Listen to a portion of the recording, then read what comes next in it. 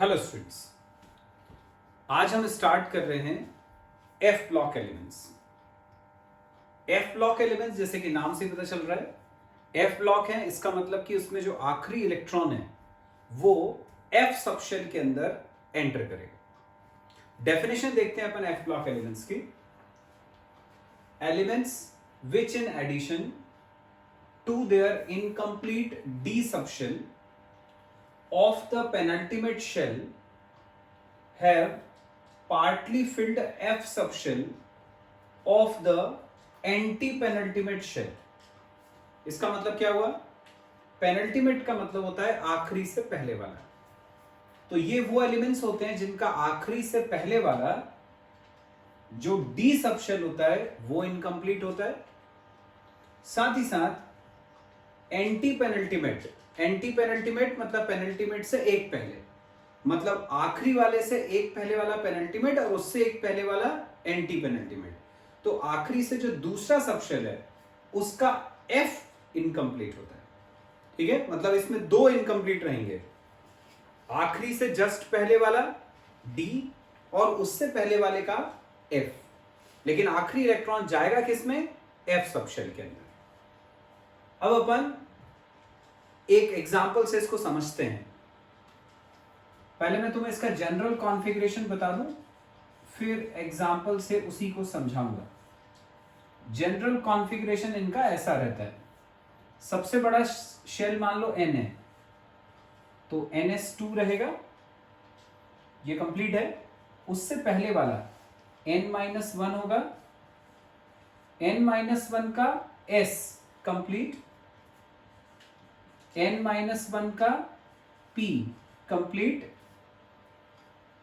n-1 का जो d है ये इनकम्प्लीट होता है। इसमें होते हैं 0 या 1 इलेक्ट्रॉन, 0 और 1। और आखिरी से दूसरा मतलब n-2 सबशेल का जो f है इसके अंदर इलेक्ट्रॉन्स फिल होंगे। कहां से कहां तक जाएंगे? 1 से लेके 14 तक। तो F में रहेंगे 1 से लेके 14 तक इलेक्ट्रॉन। ये इसका जनरल इलेक्ट्रॉनिक कॉन्फ़िगरेशन होता है। अब अपन एक एग्जांपल से इसको समझते हैं। सपोज अपन ले रहे हैं सीरियम का एग्जांपल। सीरियम एटॉमिक नंबर होता है इसका 58। अब 58 के लिए कॉन्फ़िगरेशन लिखना है। पिछले साल हमने कॉन्फ़िगरेशन लिखने के लिए ये मेथड सीखा था। मैंने बताया था फर्स्ट ऑर्बिट के अंदर 1s होता है, सेकेंड में 2s और 2p, थर्ड में 3s 3p 3d, फोर्थ में 4s 4p 4d 4f, ऐसी 5 में और 6 में। फिर अपन ने पढ़ा था कि इसका ऑर्डर कैसा होता है। ऑफबाउ रूल को याद रखने के लिए अपने तरीका पढ़ा था। पहले अपन ऐसी लाइंस बनाते हैं, उनके बीच में ऐसी डॉटेड लाइंस बनाते हैं और फिर इनको इस तरह से ज्वाइन करते हैं। तो ये पूरा अपने को ऑर्डर पता चल जाता है। ये 11th क्लास में पढ़ चुके हैं। तो हम इसी ऑर्डर को फॉलो करते हुए कॉन्फ़िगरेशन लिखेंगे। पहले मैं ये ऑर्डर लिख लेता हूं यहां पे। 1s 2s 2p, 1s 2s 2p, 3s 3p 4s, 3s 3p 4s, 4s के बाद ये 3d, फिर 4p, फिर 5s, 4p, फिर 5s, 5s के बाद 4d 5p, 4d 5p, 5p के बाद 6s, फिर 4f, 6s, फिर 4f, 4f के बाद 5d, 4f के बाद ये 5d। इतने में अपन इलेक्ट्रॉन्स की फिलिंग करते हैं। जरूरत पड़ेगी तो फिर अपन 5d के आगे वाला भी ले लेंगे। चलो भरते हैं अपन इनमें इलेक्ट्रॉन। 58 है atomic number. 1s2 2s2 2p6, 3s2 3p6, 4s2 3d10, 4p6, 5s2 4d10 5p6 6s2। Count कर लेते हैं अपन पहले यहां तक कितने इलेक्ट्रॉन हो गए। 2 + 2 4 + 6 10 + 2 12 + 6 18 + 2 20 + 10 30 + 6 36 + 2 38 38 + 10 48 48 + 6 54 + 2 56 56 तक हो गए। हमें कहां तक जाना है 58, यहां तक 56 हो गया है। 6s के बाद क्या है 4f, यहां तक अपन ने काउंट करे थे 56, दो बचे थे वो इसमें आ गए 4f2 ये आ गया। ठीक है, अब सबसे बड़ा ऑर्बिट देखें अपन कौन सा है। सबसे बड़ा नंबर यहां पे कौन सा दिख रहा है 6, तो सबसे बड़े ऑर्बिट में 6s आ रहा है 2। उससे पहले वाला जो ऑर्बिट है फिफ्थ ऑर्बिट, फिफ्थ ऑर्बिट का 5s 5s2 5p6 और 5d 4f के बाद वाला था, 4f के बाद वाला 5d, पर अपने तो 58 यहीं कंप्लीट हो गए थे, मतलब मैं यहां 5d लिखूंगा तो वो 0 आएगा, तो 5d0 ये सबसे बड़ा ऑर्बिट हो गया। ये उससे पहले वाला, अब उससे पहले वाला फोर्थ ऑर्बिट, फोर्थ ऑर्बिट का s भरा हुआ है, p भरा हुआ है, d पूरा भरा हुआ है, 4f 4f में 2 इलेक्ट्रॉन। ठीक है, अब देखो ये कॉन्फ़िगरेशन वैसे ही है ना जैसे मैंने ऊपर बताया, जो सबसे बड़ा वाला ऑर्बिट है आखिरी वाला उसका s कंप्लीट रहेगा, उससे पहले वाला जो ऑर्बिट रहेगा उसका जो d सबशेल है वो इनकम्प्लीट रहेगा, जिसमें या तो 0 या 1 इलेक्ट्रॉन होंगे। तो देखो फिफ्थ का s और p कंप्लीट है, d में 0 इलेक्ट्रॉन आए, और उससे पहले वाला जो 4f है उसमें गया अपना आखिरी इलेक्ट्रॉन। ठीक है, तो लास्ट इलेक्ट्रॉन क्योंकि f में आया इसलिए ये f ब्लॉक एलिमेंट्स कहलाते हैं, और ये f कौन सा होता है एंटी पेनल्टीमेट, आखिरी से दूसरा सबशेल होता है।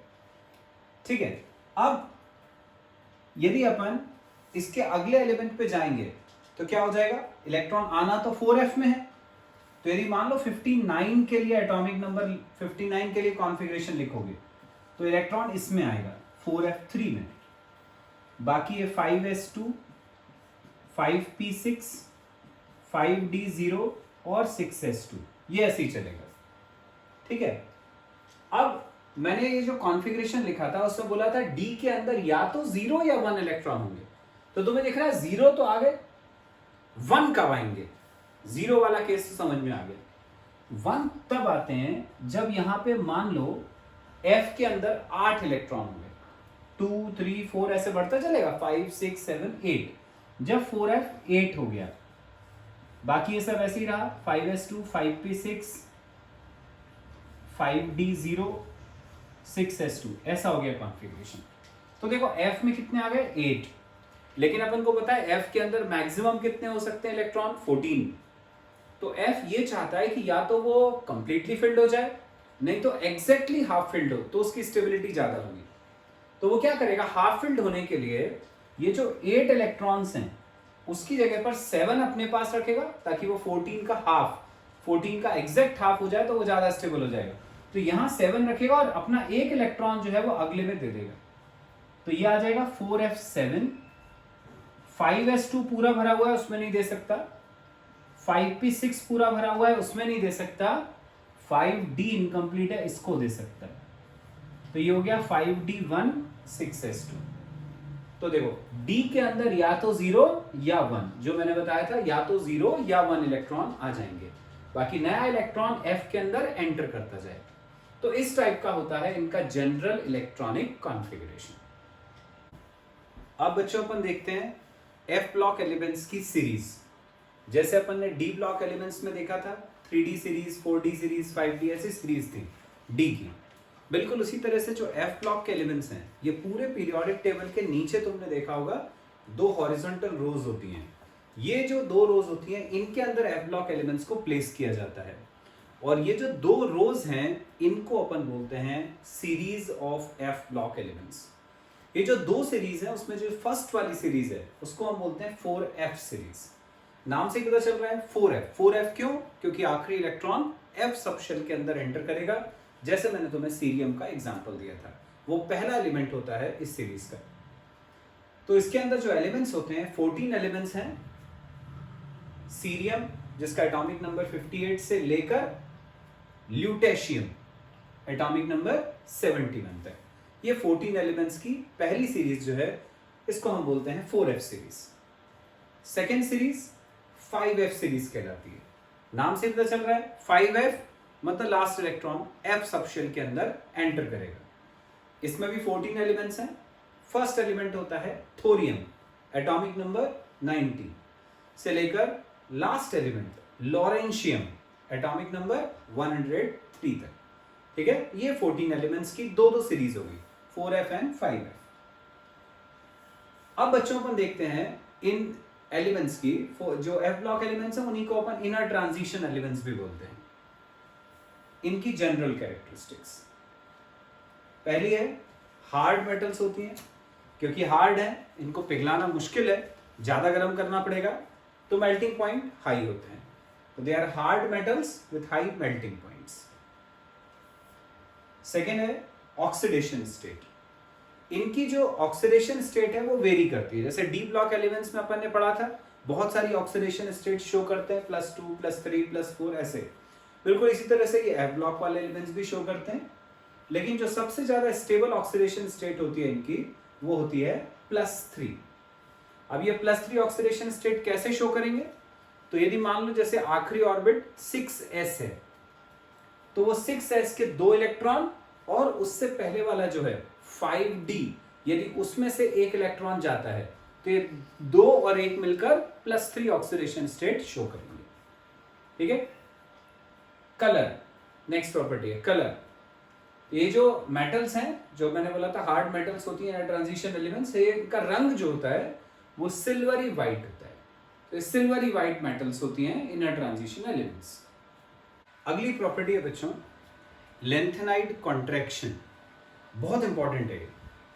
पहले अपन इसको पढ़ लें क्या है लेंथेनाइड कॉन्ट्रैक्शन, फिर मैं समझाता हूं। Additional electron enters 4f subshell. The shielding of one 4f electron by another is very little due to diffused shape of f orbitals. This causes a contraction in size. मतलब क्या होता है, जैसे जैसे अपन 4f की सीरीज में left to right गए वैसे वैसे न्यूक्लियस का चार्ज बढ़ेगा क्योंकि एटॉमिक नंबर इंक्रीज होगा। न्यूक्लियस का चार्ज बढ़ा तो प्रोटॉन और इलेक्ट्रॉन का नंबर बढ़ा। प्रोटॉन्स इलेक्ट्रॉन्स को अपनी तरफ ज्यादा अट्रैक्ट करेंगे, ज्यादा अट्रैक्ट करेंगे तो साइज कम हो जाएगी। ये कॉन्ट्रैक्शन होता है। ऐसे डी ब्लॉक में भी था। लेकिन मैंने बताया था तुम्हें एक इफेक्ट जिसकी वजह से ये कॉन्ट्रैक्शन कम हो जाता है। वो इफेक्ट क्या था? उसको अपन बोलते हैं स्क्रीनिंग इफेक्ट या शील्डिंग इफेक्ट। जिसमें मैंने क्या बताया था कि जैसे ये न्यूक्लियस है जो पॉजिटिवली चार्ज है, यहां पर डिफरेंट ऑर्बिट्स हैं, ये इलेक्ट्रॉन है आखिरी ऑर्बिट के, ये पॉजिटिव उस नेगेटिव को अपनी तरफ अट्रैक्ट करता है जिसकी वजह से साइज कम हो जाती है। पर यदि मान लो यहां अंदर के जो ऑर्बिट्स हैं इनके अंदर इलेक्ट्रॉनों का नंबर यदि ज्यादा है तो ये इलेक्ट्रॉन जो है ये आपस में एक दूसरे को रिपेल करते हैं। तो ये रिपेल कर रहे हैं जबकि ये पॉजिटिव और नेगेटिव एक दूसरे को अट्रैक्ट करते हैं। तो ये जो फोर्स ऑफ रिपल्शन इलेक्ट्रॉन्स के बीच में लगता है ये न्यूक्लियस और आखिरी ऑर्बिट के इलेक्ट्रॉन के बीच के फोर्स ऑफ अट्रैक्शन को कुछ हद तक न्यूट्रलाइज कर देता है, जिसकी वजह से साइज जो है वो डिक्रीज उतनी नहीं हो पाती जितनी की होनी चाहिए। लेकिन जो एफ सबशेल होता है या एफ ऑर्बिटल होता है, इसका जो शेप होता है ये डिफ्यूज्ड शेप होता है। डिफ्यूज्ड शेप की वजह से इलेक्ट्रॉन्स के बीच में जो रिपल्शन होता है वो उतना नहीं हो पाता, इसीलिए इसमें शील्डिंग इफेक्ट नहीं होता। शील्डिंग इफेक्ट नहीं होने की वजह से जो साइज है वो लगातार डिक्रीज होती जाती है। इसको अपन बोलते हैं लेंथेनाइड कॉन्ट्रैक्शन। ठीक है। अब लेंथेनाइड कॉन्ट्रैक्शन की वजह से होता क्या है, ये भी आता है एग्जाम में, इंपॉर्टेंट। कॉन्सिक्वेंसेज ऑफ कॉन्ट्रैक्शन, क्या क्या होता है इसकी वजह से। पहला, सेपरेशन ऑफ लेंथेनाइड्स, ये पढ़ लेते हैं पहले। ऑल आर सिमिलर, सारे लेंथेनाइड सिमिलर होते हैं in properties, but due to contraction they vary slightly, hence they can be separated by ion exchange method. मतलब यूं तो सारे लेंथेनाइड्स की प्रॉपर्टीज एक जैसी होती है, पर जैसे जैसे आगे अपन बढ़ते जाएंगे सीरीज में, वैसे वैसे इनकी जो साइज होती है वो लगातार कम होती जाती है, जिसकी वजह से इनकी प्रॉपर्टीज में थोड़ा सा डिफरेंस आ जाता है। तो ये जो प्रॉपर्टीज में थोड़ा सा डिफरेंस आया, इसकी वजह से अपन इनको सेपरेट कर सकते हैं बाय आयन एक्सचेंज मेथड। ठीक है, तो ये सेपरेशन में काम आ जाता है लेंथेनाइड कॉन्ट्रैक्शन। दूसरा कॉन्सिक्वेंस है variation in basic strength. Due to contraction size of M3 plus ions, मतलब lanthanide ions, decreases, hence basic strength decreases. Basic strength का मतलब क्या होता है, tendency to lose OH minus ions. ठीक है, OH माइनस आयंस देने की टेंडेंसी, उसको अपन बोलते हैं बेसिक स्ट्रेंथ। अब क्या होगा, जैसे जैसे तुम लेफ्ट से राइट की तरफ जाओगे, वैसे वैसे मेटल आयंस की साइज कम होगी। यदि मेटल आयंस की साइज कम हो गई तो वो जो OH माइनस आयंस हैं उनको वो ज्यादा कस के पकड़ के रखेंगे, ज्यादा कस के पकड़ के रखेंगे, आसानी से छोड़ेंगे नहीं। आसानी से नहीं छोड़ेंगे मतलब जो बेसिक कैरेक्टर है वो कम हो जाएगा, बेसिक कैरेक्टर डिक्रीज हो जाएगा। तो जैसे जैसे अपन लेफ्ट से राइट की तरफ जाते हैं, वैसे वैसे कॉन्ट्रैक्शन ज्यादा होने की वजह से साइज कम हो जाती है, बेसिक कैरेक्टर डिक्रीज हो जाता है। नेक्स्ट प्रॉपर्टी बच्चों, मैग्नेटिक प्रॉपर्टीज। अपन ने पढ़ा था डी ब्लॉक के एलिमेंट्स पैरामैग्नेटिक बिहेवियर शो करते हैं, बिल्कुल उसी तरह से एफ ब्लॉक के जो एलिमेंट्स हैं ये भी पैरामैग्नेटिक बिहेवियर शो करते हैं। देखें क्या कहती है प्रॉपर्टी, La3 प्लस, लेंथेनम का 3 plus ion, lutetium 3 plus ions, इनके कॉन्फ़िगरेशन ऐसे हैं 4f0 4f14, पूरा कॉन्फ़िगरेशन लिखोगे तो इसमें आता है 4f0, इसमें आता है 4f14, have no unpaired electrons, they do not show paramagnetism while others are paramagnetic। Paramagnetic behaviour का मतलब क्या होता है, पैरामैग्नेटिज्म का मतलब होता है किसी मैग्नेटिक फील्ड में अपन जब किसी सब्सटेंस को रखते हैं और वो यदि मैग्नेटिक फील्ड की तरफ अट्रैक्ट होता है लेकिन फीबली, कम अट्रैक्शन होता है उसमें, तो अपन बोलते हैं कि वो सब्सटेंस पैरामैग्नेटिक है। पैरामैग्नेटिक बिहेवियर का कारण क्या होता है, ऐसे सब्सटेंसेस पैरामैग्नेटिक होते हैं जिनके अंदर अनपेयर्ड इलेक्ट्रॉन्स प्रेजेंट हो।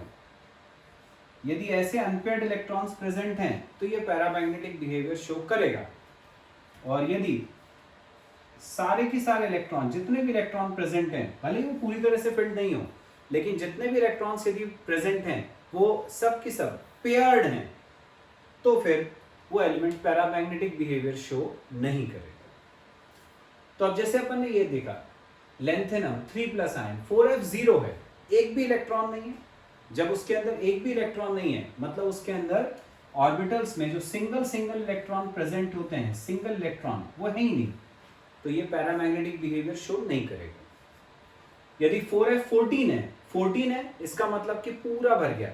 f के अंदर 7 ऑर्बिटल्स होते हैं, जैसे मैंने 1 2 3 4 5 बनाए हैं, मैं 7 बना देता हूं ये, और इनमें अपन ने इलेक्ट्रॉन भर दिए 14, ये टोटल 14, तो ये पूरी तरह से भर गया। कोई भी इलेक्ट्रॉन ऐसा नहीं है जो अनपेयर्ड है, सारे इलेक्ट्रॉन में जोड़े बन गए, सारे पेयर्ड हो गए, इसका मतलब ये पैरामैग्नेटिक बिहेवियर शो नहीं करेगा। तो ये दो पैरामैग्नेटिक बिहेवियर शो नहीं करते। लेकिन यदि मान लो 4f14 नहीं है, 4f13 है, तो यहां पर ये पेयर नहीं बन पाएगा, एक इलेक्ट्रॉन सिंगल आ जाएगा, मतलब अनपेयर्ड इलेक्ट्रॉन एक आ गया। तो एक भी यदि अनपेयर्ड हुआ तो वो पैरामैग्नेटिज्म शो करेगा। तो ये आयन शो नहीं करते लेकिन बाकी करते हैं, क्योंकि उनके अंदर अनपेयर्ड इलेक्ट्रॉन्स होते हैं। Next property, ionization energy.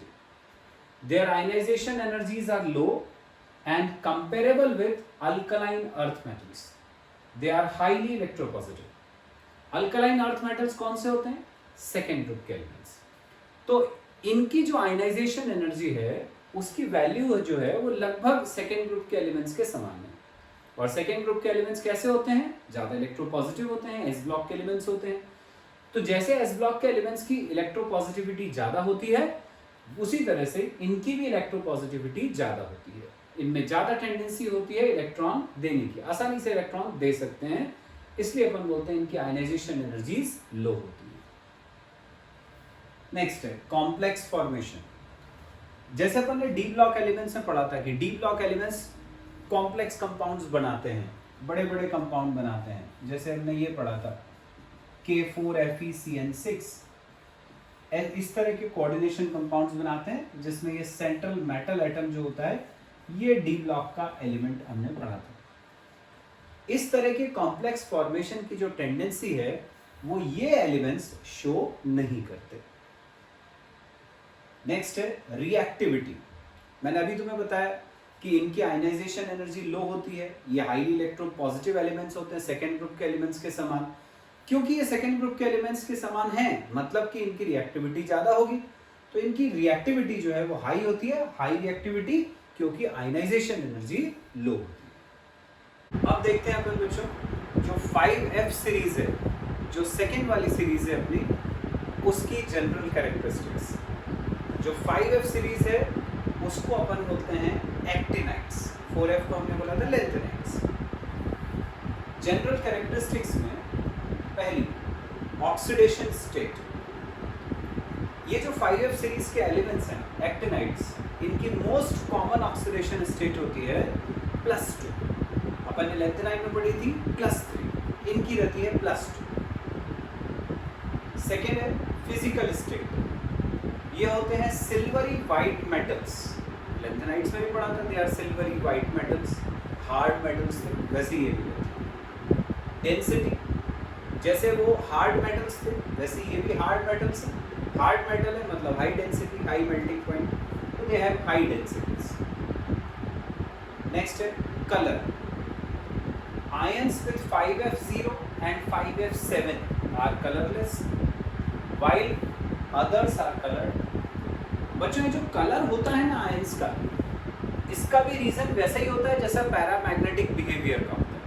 Paramagnetism में अपन ने क्या पढ़ा था कि यदि अनपेयर्ड इलेक्ट्रॉन है, सिंगल इलेक्ट्रॉन है, तो वो पैरामैग्नेटिक बिहेवियर शो करेगा। बस बिल्कुल वैसे ही कलर में होता है। यदि अनपेयर्ड इलेक्ट्रॉन है तो वो अनपेयर्ड इलेक्ट्रॉन जो है वो क्या करता है, लाइट की एनर्जी को गेन करके हायर सबशेल में, हायर ऑर्बिटल में जंप कर जाता है, जिसकी वजह से वो कलर्ड हो जाता है, कंपाउंड कलर्ड हो जाता है। लेकिन यदि मान लो कॉन्फ़िगरेशन इस टाइप का है 5F0 या 5F7, तो इनके अंदर अनपेयर्ड इलेक्ट्रॉन्स नहीं है। 5F7 में 7 हैं जरूर, लेकिन वो ज़्यादा स्टेबल हो चुका है क्योंकि वो एग्जैक्टली हाफ फिल्ड है, इसलिए इलेक्ट्रॉन एनर्जी गेन करके जंप नहीं करेंगे, तो ये कलरलेस है। लेकिन यदि 5F2, 5F3 इस तरह के इलेक्ट्रॉन्स होंगे तो वो जंप कर जाएंगे, मतलब कलर्ड आयन कहलाएंगे। नेक्स्ट है आयनाइजेशन एनर्जी। जैसे लेंथेनाइट से पढ़ा था, लो आयनाइजेशन एनर्जी होती है।